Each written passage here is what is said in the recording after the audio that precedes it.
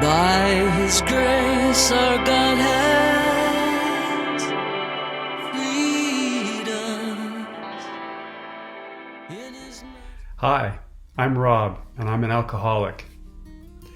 I say that a lot these days, not because I love to revel in past indiscretions and poor judgments, but along with many other good things, it is simply true of me. Since moving to Edinburgh to begin life in ministry, I've taken a deep and satisfying dive into my own journey of recovery from alcoholism. On any given week, I attend anywhere from 2 to even 5 or 6 meetings of AA in central Edinburgh. I do so for reasons both personal and professional.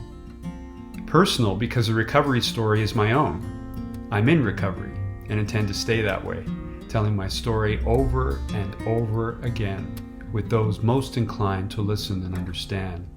Professional because I want for my personal journey to find its way into the broader context of being the gospel to others in similar life circumstances.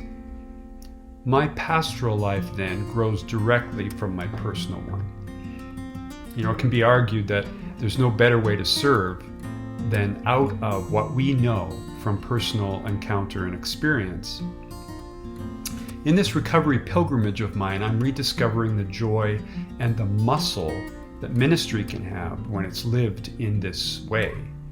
It leads me to humbly challenge a few of our favorite cultural aphorisms.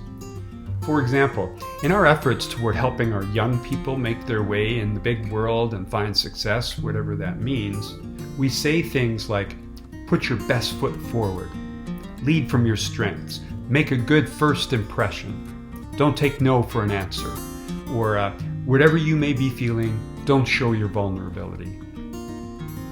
As well-meaning as we are toward our children, such notions can be a bit misguided.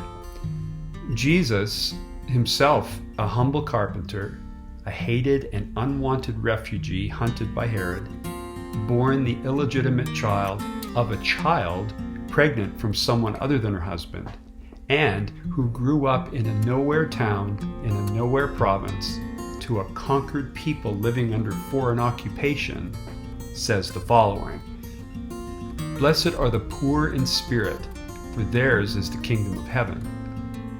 Anyone who wants to be first must be the very last and the servant of all." And then, if there was anyone trained and ready to put his best foot forward, it was Paul. He was a highly educated Pharisee, accustomed to hobnobbing with the fancy ones in positions of power and influence. But in his letters, he goes on endlessly about strength and weakness. In his second letter to the Corinthians, he recounts God's words to him, where God says, "My grace is sufficient for you, for my power is made perfect in weakness." And to this he replies, "Therefore I will boast all the more gladly about my weaknesses, so that Christ's power may rest on me. That is why, for Christ's sake, I delight in weakness." I suppose I would say that, in my experience, our best leadership compassionately identifies with the woundedness of human nature, even to making the point that such brokenness is the condition in which we experience God's healing grace. There really is something emotionally gratifying about serving out of one's weakness rather than strength. And let's be honest, we don't have to hunt for weakness, do we? It finds us well enough. Like others, I confess that my deepest connections with God and others have been through the shared experience of suffering. So when I find and struggle with that weakness, I can turn my restless, wounded self completely to the care of God, serving others as God enables through and in spite and even because of that weakness. AA rooms are full of shared vulnerability and desperation, but also hope and humility and a desire to find strength together for one more day of sobriety.